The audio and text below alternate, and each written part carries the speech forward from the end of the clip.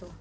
Saya Naila Ramadhani Aziz dengan NIM C1C025170 dari kelas akuntansi R13 akan menjelaskan ulang materi mengenai elastisitas.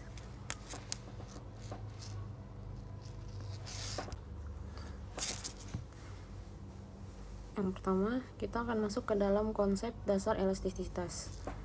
Makna elastisitas yaitu definisi elastisitas sebagai ukuran respon variabel ekonomi terhadap perubahan variabel lain, penting untuk analisis perilaku konsumen dan produsen. Rumus dan teknik pengukuran elastisitas. Yang pertama ada penjelasan rumus elastisitas, metode titik dan busur, serta contoh perhitungan untuk memahami sensitivitas perubahan dalam ekonomi. Kemudian ada hubungan elastisitas dengan kemiringan kurva permintaan linear, termasuk titik tengah dengan elastisitas uniter sebagai referensi penting.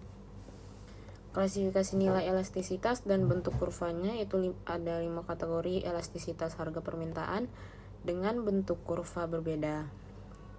Dari elastisitas sempurna hingga inelastisitas sempurna, menggambarkan tingkat sensitif pasar.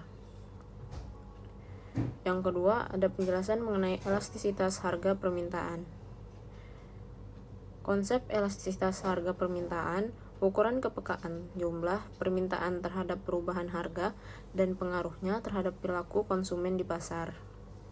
Faktor-faktor yang mempengaruhi elastisitas permintaan yaitu pengaruh substitusi, proporsi pendapatan, jangka waktu penyesuaian, dan sifat kebutuhan barang terhadap tingkat elastisitas permintaan.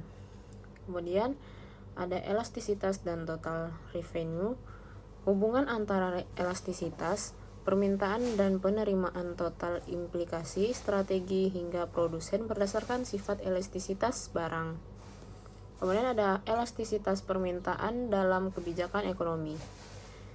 Peran elastisitas dalam kebijakan pajak, subsidi, price ceiling, dan dampaknya terhadap konsumen dan produsen. Kemudian ada elastisitas harga penawaran. Konsep elastisitas harga penawaran yaitu ukuran respon jumlah barang yang ditawarkan terhadap perubahan harga terkait kemampuan dan fleksibilitas produksi produsen. Faktor-faktor yang mempengaruhi elastisitas penawaran yaitu pengaruh ketersediaan faktor produksi, jangka waktu produksi, teknologi, dan persediaan stok terhadap elastisitas penawaran. Kemudian ada elastisitas penawaran dalam dunia nyata. Contoh elastisitas penawaran di sektor pertanian, manufaktur, digital, dan UMKM dengan karakteristik respon yang berbeda. Kemudian ada elastisitas silang dan pendapatan. Elastis silang permintaan, ukuran perubahan permintaan barang X akibat perubahan harga barang Y, membedakan hubungan substitusi dan komplementer antar barang. Kemudian ada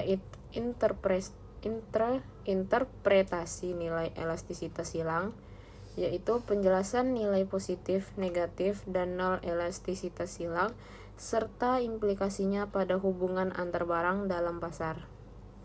Kemudian ada elastisitas pendapatan, ukuran perubahan permintaan akibat perubahan pendapatan, klasifikasi barang normal, inferior, dan mewah berdasarkan respons pendapatan.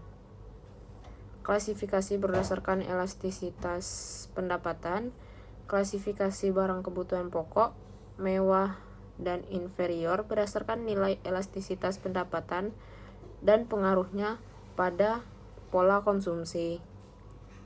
Kemudian ada aplikasi elastisitas dalam analisis ekonomi, elastisitas dan strategi harga. Peranan elastisitas permintaan dalam penentuan strategi harga, diskon, dan bundling produk untuk meningkatkan penjualan dan penerimaan, elastisitas dan penerimaan pajak, pengaruh elastisitas permintaan terhadap efektivitas kebijakan pajak dan stabilitas penerimaan negara dari pajak barang. Elastisitas dan kesejahteraan, hubungan elastisitas dengan surplus konsumen, surplus produsen, dan pembagian beban pajak antara konsumen dan produsen. Elastisitas dalam perencanaan bisnis. Pentingnya elastisitas dalam proyeksi penjualan, pengambilan keputusan harga, dan evaluasi investasi jangka panjang perusahaan. Baiklah, sekian dari saya. Itu saja yang dapat saya jelaskan dari PPT tersebut. Saya akhiri. Assalamualaikum warahmatullahi wabarakatuh.